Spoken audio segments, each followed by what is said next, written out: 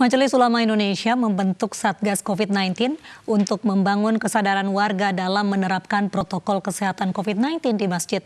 Dan berikut kami tampilkan cuplikan dialog Ainews Sore bersama Ketua Komisi Dakwah MUI Khalil Nafis dan Rohaniawan Romo Beni Susetio.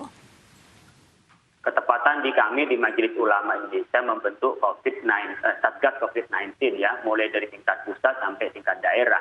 Sehingga bisa difungsikan lebih spesifik bagaimana kita bersama-sama membangun kesadaran. Bukan dengan cara mereka ya seperti diawasi atau ditakut-takuti, tetapi dibangun kesadaran bahwa di dalam ajaran Islam itu tidak ada yang bertentangan dengan protokol kesehatan yang distandarkan oleh WHO, yang distandarkan oleh BNPB atau gugus tugas pemerintah kita. Seperti halnya cuci tangan di dalam Islam itu malah diperintahkan mulai kita baru bangun tidur.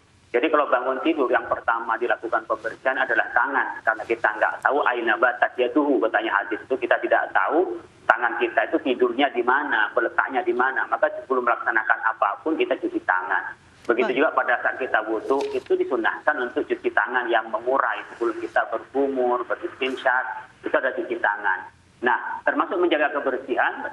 Kalau kita mau Jumatan, bertemu dengan banyak orang, kita kumpul-kumpul, Islam mensunahkan untuk mandi besar, artinya sampai keramat.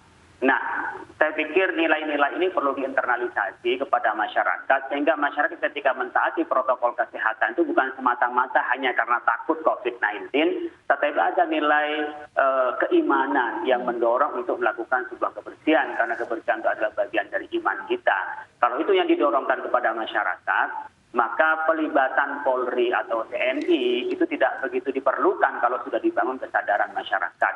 Tapi kalau masyarakat belum disadarkan hubungan protokol kesehatan dengan nilai-nilai agama, belum menginternal kepada masyarakat, maka nanti disiplinnya karena terpaksa. Tapi kalau dari kesadaran, insya Allah itulah disebut dengan new normal. Yang awalnya kita merasa dianggap tidak normal dengan pakai masker, dianggap awalnya tidak normal pakai physical distancing, dianggap tidak normal untuk kita menjaga kesehatan dan asupan gizi dan kebersihan. Nah, sekarang kita menjadi normal karena itulah standar kita untuk melihara diri kita dari penularan COVID-19 ini. Baik, saya ke Romo Beni.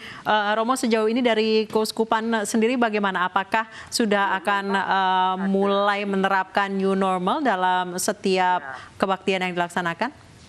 Ya, Keuskupan Agung Jakarta memang masih dalam proses penjajakan, karena kan baru pengumuman dari Kementerian Agama kan baru hari Jumat ya, mulai di itu. Tetapi sudah diantisipasi.